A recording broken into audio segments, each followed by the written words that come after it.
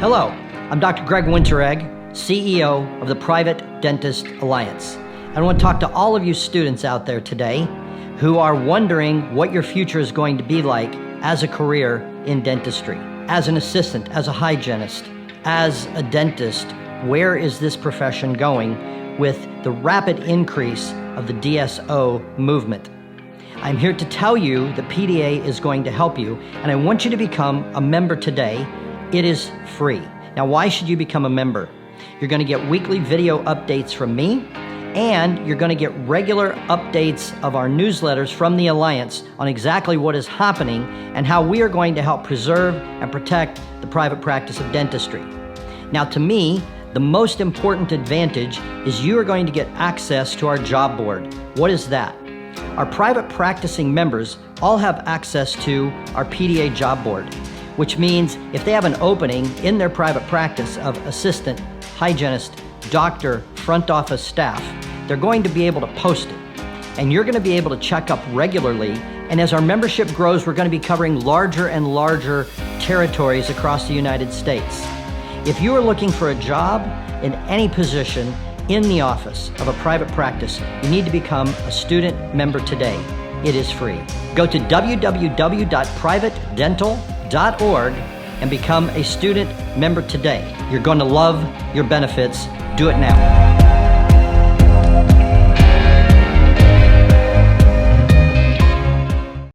What is up, guys? It's your boy Matt Havis back at it with the Dental Supervised Podcast.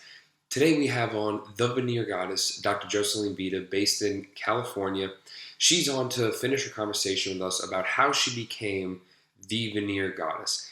And she talks everything about case acceptance to the full process of when the patient sits down in a chair until when they actually get their veneers delivered, how she talks emotion, how she really listens to the patient and sees what they want and their concerns. And she gives us a pretty good rundown about the photography that she uses and that she employs between her camera and all the shots she takes in order to really enhance the case and let the patient see what she's seeing. So, as always, follow us on Instagram at dental.student.vibes. Make sure you give us a like, comment, review. Let us know what you guys think. We want to make this the best podcast we can for you. So, as always, stay safe and vibe on in these crazy times. Okay, so as we're going into the more cosmetic and clinical side of things, so you started out and you are known as the veneer goddess now. So how does that make you guys feel? I like it. I don't think anybody's ever been called that before. So it's very unique. It should be a big pat on your back. That's how, like you said, a former and now employee found you on Instagram. That's how I found you on Instagram. Your profile popped up in my explore page. I saw dentistry. I saw veneers. I said, "Ooh, this is cool." Click on the profile and it said the veneer goddess, and I said, "Okay, wait a minute, hold on. Who is she? I have to find out." And I did a bunch of scrolling, and I said, "Okay, we have to talk to her." And right. That's exactly right.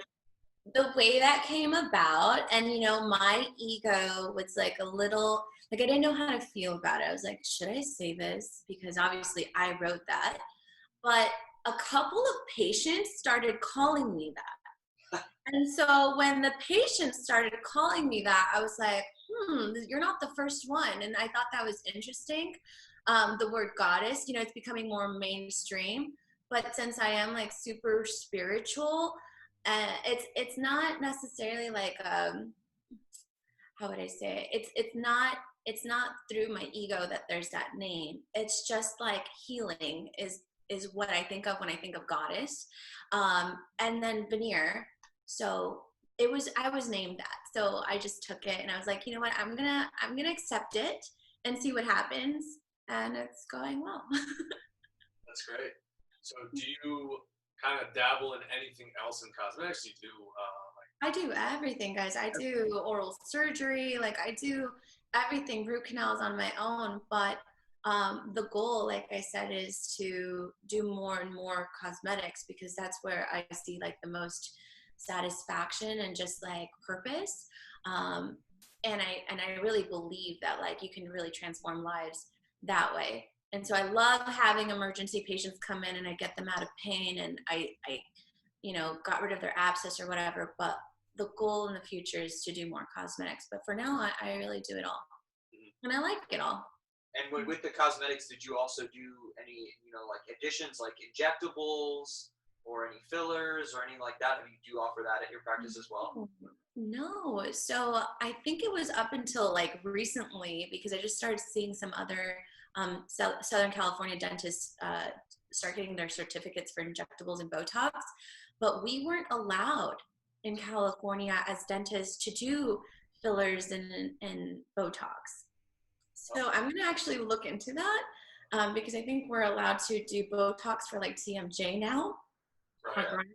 That's what I mean, is it indicated for it? Because I know that it's like, is that the off-label use or something like that? We just had like a lecture on this, so that's an fine. off-label use. What do you mean? Yeah, for TMD. Yeah. Well, off-label use. Yeah, it's like treating TMD is an off-label use of Botox. It is. Yeah. It is. Like that's the only way that I guess now we can do it. Right. But we can't do it on the forehead. We're like only right here. So, I mean, I don't agree with it. I think that we should be doing it, not just nurses, but in California is pretty special. Well, the problem is nobody gets wrinkles on the sides of their face right here. Nobody does, but it does relax like the masseter a lot, and so you can't clench and grind. Yeah. So. That's nice. See, like in Florida or whatever, we have some dentists and they do a lot more, they have a lot more freedom when it comes to injectables and stuff like that. So yeah. Other places do, because we are doctors, right? But yeah, not here. I'm sorry, because they'll go right up your alley. You looked into plastics and everything. Yeah. So like the patient today, she was like, "Oh, I wish you could just do my lips right now too." And I was like, I have someone I can refer you to. Like, I wish I could just be like, you know what?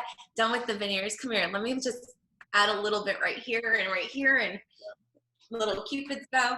You look at like the continuity of care though, and how wonderful that would be where you just gave them a new smile and then to add like the details of the lips as well with it, because you could do it the way you want rather than referring it out and they do it. It could look good, but it wouldn't be, Dr. Vida's touch. You know what I'm saying? Like, that's how I look at it if I had to do it. I want to do the whole thing. That way, yeah. Part of it. And I'm sure you guys will be able to do that wherever you end up practicing. But here, I think the plastic surgeons went to court with the dentist and fought, and they got the way to like do the injectables, and we didn't. But yeah, and right now, a lot of nurses are placing Botox right above the lip in order to like hide gummy smiles, and I really don't like that. Like, they don't understand that it's like a sign of youth to have the gummy smile and to show the upper teeth. So like they're hiding people's upper teeth, and we're like, no, like you're actually aging them so much by doing that. It's like against the purpose of Botox.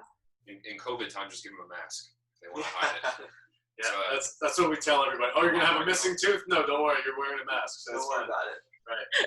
So for our next question here, so dentists that just graduated, new docs, how can they get started down the pathway of the veneer goddess? How do they get started learning more about doing veneers? And you mentioned spear. Is there anything else that you would recommend?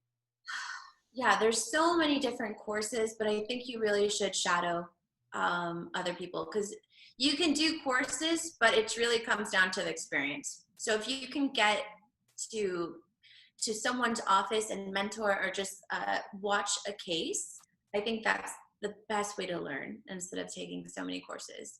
Take the courses, but you're not going to learn without the real life experience. And so you kind of have to just do your due diligence. Like you have to work your way up. There's shortcuts, but not really. you have to go and work sometimes at a corporate office for your first year and get that speed and learn how things work in the real world. But then you also have to like fine tune it back to like your own ethics and the way you want to be. So yeah, I would shadow as many doctors and see the cases in real life, because that's how you pick up like what's the best cement, you know, like what's the best this, what's the best that way, or like just little tips and tricks. So Dr. Vida, what's the best cement? I like Insure by Cosmetic for my Emacs. Yeah. Okay. You do a lot of Emacs? What? You do I do a lot of Emacs. That's like pretty much all of them. Okay. Emacs layered. So yeah. Can you tell me, you're talking about shadowing, right? So can you tell me like an experience, a memory that you had when you're watching somebody do one of these cases? Can you kind of go through that with me? Okay, yeah. So I went and shadowed my friend Dr. Danny B. He's pretty big on Instagram too. Last year, like we've been friends for a long time, and I'm like, I want to come see you do a case, and I just remember being like, that's what I do. I'm pretty good. Like, like just being like, okay, like it's nice confirmation that you're doing the right thing, right? So, I mean, I don't know if that answers your question, but. When you first started off in veneers, did you do a case with like a seasoned dentist overshadowing you, like looking to see, or did you just kind of like watch and see, take the course, step in? So crazy, but I have never worked with like another doctor at the same time in my entire like career. So even as an associate, I was the lead dentist. Like I was always left alone.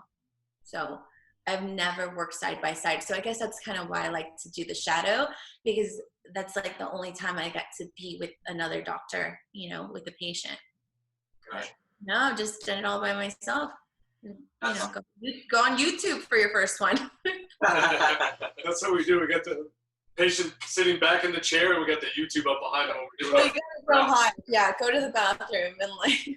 I remember I did that. Like I don't remember for what. I don't think it was veneers. I think it might have been like an extraction or sectioning of some tooth. And I remember one time like running to the bathroom and like trying to Google YouTube. And I'm sorry, but that's just real life. Like there's gonna be those moments where you take a picture of what you're seeing and you like text it to all your buddies, like help, like the patient's in the chair, like what do I do? Right. So yeah. No, that's awesome. So you mentioned earlier, you know, having an experience shadowing Dr. Bill Dorfman, and then you said Dr. Graves as well. Are there some, other than, you know, what you mentioned before, are there any other doctors that, you know, you've really learned something from and you've really picked up some skills that you'd like to mention that maybe we could learn something from in the future?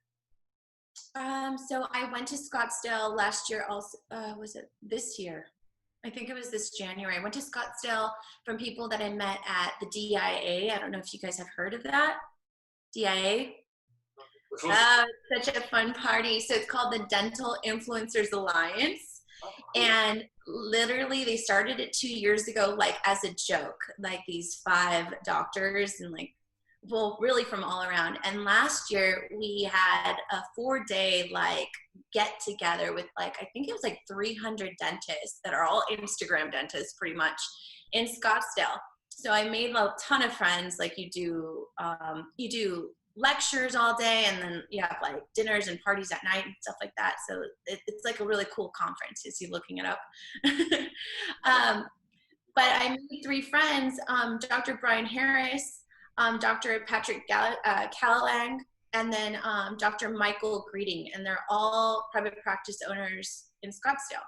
So I made a trip to go visit them, and I literally spent 1 day with each of them. And so, yeah, I mean, thankfully, everything that I've seen, I already know, but it's just nice to see the ideas of like how the flow is in the offices and like just little details of what they do for their patients, so I can bring back to my office. Mm-hmm.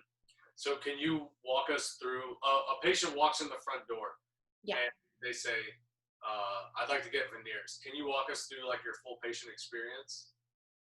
Sure. So I've been doing a lot of virtual consults right now to kind of just get the whole process started, right? But if they want to come in, I will have An assistant greet them at the door. We keep the door locked now.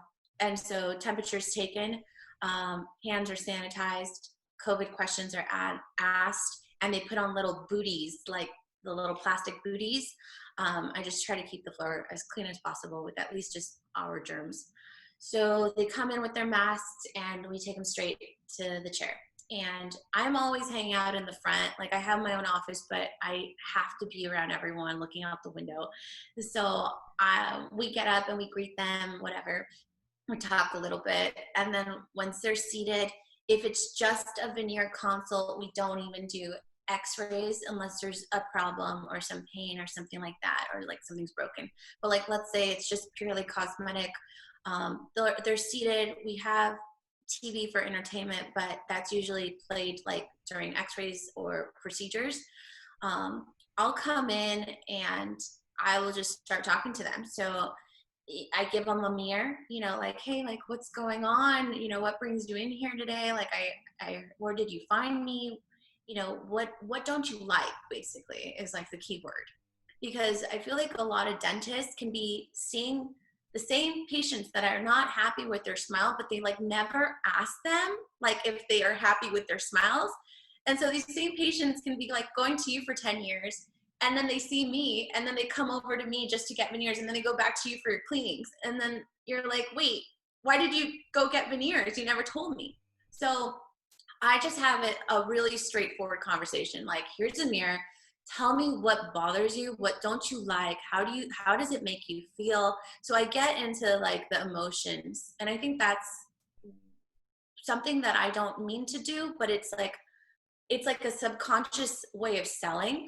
But I wasn't taught that, you know, like you don't want to be a salesperson. You want to be like a healer. And people can feel that. So you just ask them, like, what don't you like? And you let them just talk. You don't interrupt. You don't say like, oh, I would do this instead, until the end, right? And then I will be like, Steven, go bring me my camera. And I brought my camera just in case I needed any props. Yeah, let's see. Oh, you got me started. My big old camera. So I start taking pictures. And then I like look at them with them and I'm like, do you see this? Like your gum line is actually asymmetric.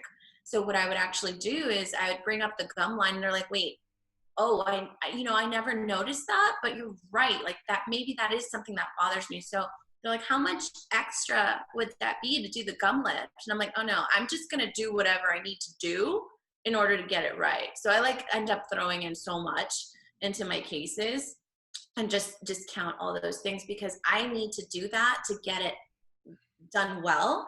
And I don't want them to dictate whether or not I'm going to do that, you know, like for another $1,000 or whatever. So I'll just throw in all those little things I have to do. But basically I just hang out with them for like 30, 40 minutes talking about their life story and it gets all emotional. A lot of people cry. And then I want to cry. And sometimes if it looks easy, like if the teeth are worn down, I will be like, bring me some flowable. I'm like, can I do like a little mock-up real quick? And so I'll bring them back, and I don't really always do this, but I'll do a little mock-up. So I'll just start adding flowable without bond, without etch. And I just start, and it's not smooth. I'm not polishing it or anything. It's really quick. And we're light curing, and then I bring them back up, and then I take another picture, and they can already tell. And I'm like, this is a really rough draft, but look at the difference if I go ahead and add, you know, 2 veneers to this side and 2 veneers to this side, as opposed to only doing the front 6. So, and then they ask me, okay, like what's next, you know? And I'm like, well, the next thing is I'd like to do a proper wax up. So we're going to take some impressions today, and I'm going to bring you up to the front. I'm going to bust out my ring light, and I'm going to do a photo shoot with you. And I will just start taking tons of pictures, close and portrait, profile, everything, and just gather all this data. And that's basically it. And then I say, well, you know, let's schedule you for about 10 days from now, and we're going to start the veneer day that day. So. That's incredible. I love that answer. You gave us so much. I got so many questions about that, but I know we're Ask me. wrap up soon here. But so first of all, you mentioned that you kind of just throw everything into the treatment plan. So I recently heard of several dentists. They kind of just give a final fee and they don't itemize anything, and on the sheet of paper that they hand to the patient. Is that something that you're doing? Because they found that that helps with case acceptance. It's really weird. I feel like if I was a businesswoman, I think I'm a natural businesswoman, but if I tried to do business to make money, I don't know if that would impair me from making money. Because the way I work is just do what you need to do and to get the job done, to get the person happy, right? And so I'm never guided by the financials. Like I'm just not. I just believe like they'll come when people are serviced and they're happy. So the way we do it is I put in everything that we need for the treatment plan, but I will have my coordinator cross it out. And sometimes they'll cross it out in front of it. Like she's throwing this in, she's throwing in this. And because automatically on our Dentrix Ascend, which is cloud-based, there's a fee already. There's a cash fee. And so it's sometimes nice to see at the end, like how much was discounted, like 3,000 was thrown in. I mean, I don't know what works better, but I feel like that might be better. Right. That makes sense. So when you're doing your photo shoot, I love that you take them to a separate room and do a photo shoot. We have one of our mentors here, Dr. Thomas Doan. He was like the president of American Academy of Cosmetic Dentistry in Florida. And he has a whole operatory, fully set up photo booth, same sort of thing. So when you're doing that, are you using like digital smile design? Like what kind of like, not materials, but technology are you using? I literally eyeball my smile designs. So I've seen a lot of big names using the digital to like draw the gum lines. I literally eyeball it. And it's just right, I think. But no, I used to have a program where it did do a digital like mock-up of a person with veneers for all of our new patients. So they would come in and we would take a photo and we would insert it into the computer, and while they're getting their exam, there's someone photoshopping like perfect teeth on them, and then when they would walk out, we would have a printout like in a little white book and it was a before and then an after. That sold nothing. Nothing. Like it's crazy. It was kind of like a waste of money. Like people would take it and I think that they would feel like they're being sold. Yeah. Right. Like it was like, well, wait, you're telling me this is what I would look like with veneers? I don't know. No one ever said that, but in 1 year, it didn't sell anyone. Mm-hmm. People would think it's cool, but that was it. So honestly, social media with the befores and after just floating around, that's helping. And with people out there, like actually telling people like, I'm so happy that I did this. She's so awesome. It was a great experience. That's what's getting people in the door. Personally would probably get offended, if somebody handed me a folder, with my smile and then my corrected perfect smile, afterwards, and walking out like, to us, they like we get sucked in. So I think through experience we learn like no. But in the beginning, I wanted all the toys. Yeah. Like my first year, I was like, we need that. I mean, I even got like a wand. Do you guys know what the wand is? Like the intraoral scanner, or? No, it's like a digital computerized anesthetic system that is like. Oh yeah. Does it work? Never used it. It's in the room and I've never I used it like twice and I was like, just give me the syringe. Yeah. So. Well, that's very interesting that it's the opposite result that you were saying. So with regard to like the camera and stuff. So right now we're looking at cameras. So we have some preceptors that say, okay, just use your iPhone, don't have their face in it because that's HIPAA, all that. But like take photos if you want to start like making things look nice for cosmetics, that sort of thing. Would you say iPhones are at that point now where we can just do that, or do you have a DSLR, or how are you doing all that? I'm sure you guys can get away with iPhones because I used to do everything with my iPhone. But honestly, like, if you want to invest, I got a Nikon. What is it? Uh-oh. I think it was a 7500 Nikon. And then I got like the speed light dual flash. Right. Wow. So just for everybody listening at home, not watching the video, she just broke out the most massive camera with these massive lights on the sides. It looks like she attached 2 shovels that you'd use for the same on the side. That is incredible. I think it looks like. Yeah. So honestly, there's a speed light and then it's a dual flash. You need this in order to get the sides of the teeth when you're doing your close-ups. And then I don't even know what these are called, but they almost look like white leather wings that go along the side of the Speedlight SBR200, and it kind of just directs the light. And the more you play with it, the more you realize how little photography we know. But I think this is really like what we need. Right. After taking photos, you could go out and dig some fence posts with that contraption after that. That thing is insane. That is Very cool. Yeah, thank you for showing us. That's awesome. For letting us know. Yeah. Honestly, we could probably have you on for another episode and then just do complete dental photography for like 45 minutes. Oh my gosh, I feel like I don't even know enough to show you guys, but it's just like I can totally be on for another one. But I'll try to come educated and prepared on photography. Okay, so Dr. Vida, are you ready for our lightning round questions? No, I had no idea. Great answer. All right, so Water. lightning round questions. Real easy. 1 to 2 sentences, 1 to 2 words, however long you want to make it. But these are just some questions that we have from a lot of our followers, and they always like to know these things. So, real quickly, what are some of your favorite books and or podcasts? Oh gosh. I feel like I have to look at my book list. Oh no, I haven't read in a while. Podcast, a lot of spiritual stuff. If you look at my YouTube, it's really like intuitive, spiritual stuff, like raising your vibration. Books on like Napoleon Hill, Alan Watts, a lot of philosophy, that kind of stuff interests me. Self-help. That's great. No, that's awesome. That's a different answer because usually we get like, okay, Gary Vaynerchuk or something like that. But like, I love that you said Alan Watts. That's fantastic.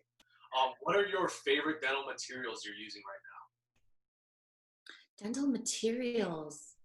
Oh, my diode laser. That's a game changer. I love that machine. I just do gingivectomies really quick. Smells great like barbecue. That's like my favorite tool right now, and my camera. Awesome. Love it. What is a dental analogy to help with a patient understanding and help with case acceptance? I always talk about trees. So like, for example, when you are trying to tell someone that they're going to need a bone graft after an extraction, I talk about like taking a tree out of the ground and the dirt just collapsing. So I always use trees as my dental analogies for teeth, and like planting them and their strength, or like when they have bone loss, how the dirt just kind of goes down and they get weak and like the wind can push them over. So honestly, that's perfect. They both have roots, teeth, and trees. You picked them. Like take a tree out, like you need to cover the hole with dirt, otherwise it's gonna collapse and just be like a big old ditch. Yeah. That's great. I haven't heard that one before. Definitely gonna try that.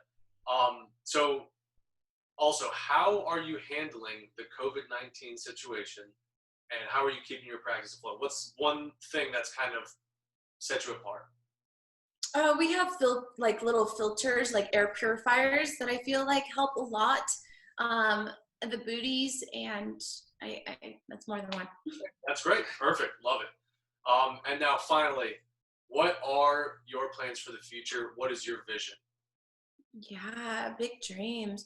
I want to open up another office or 2. maybe in Las Vegas. Planning on going to Dubai every 3 months and doing some big cases out there in the future. And I would love a reality show. Yes. There you go. Be the first one. The next Yeah, it's like a botched but dental style. So yeah, That would be Yeah. phenomenal. I love it. I love it. yeah. All right, awesome. Guys, do you have any more questions before we get to the contact information for Dr. Vida? I heard everything. Honestly, no. Just like you said before, let's book our flights out and let's get this road trip on the. Come. I'm not afraid of COVID because we know what to do now, right? So we just follow the rules. We keep our masks on. We sanitize. We'll be safe. Definitely got it. I have the antibodies too, just to let you know. Oh, well, you gotta hurry up then, because you could get it again later on. All right. Well, Dr. Vida, it's been awesome talking to you. Thank you so much. Can you give our listeners your contact information, your Instagram, all of that stuff? Yeah, okay, so my name is Jocelynn, Dr. Jocelynn Vida, spelled out doctor, is my Instagram, and I'm not going to spell it again. And then my email is Vida Dentistry, V-I-D-A Dentistry @gmail.com. That's the name of my practice. I'm in Orange County, Mission Viejo, California, and we have a text line, but you can find all of that on my website, vidadentistry.com, or just follow me on the gram and DM me. Awesome. Love it. Dr. Vida, thanks again so much for It's talking so much to us. fun and lovely to meet all three of you. I'm really excited for your future. Thank you so much. Thank you for being on here. All right, guys, that'll do it for our episode with Dr. Jocelynn Vida on how she became the veneer goddess, finishing up that conversation with her. We had an awesome time speaking with her. She was a very, very awesome interviewee. We loved having her on. We'd love to have her on again. If you guys have any topics, any questions about cosmetics that you guys would like to have us discuss, let us know. We'll have her on. We'll discuss everything you guys want to hear. You guys let us know. If there's somebody else you guys want to have on, or if there's another topic that you guys want to hear about, you let us know. DM us on Instagram at dental.student.vibes. We love to find somebody, or we love to get that person you want on and get us the information, get everyone else the information you guys desire. So, as always, stay safe and bye-bye.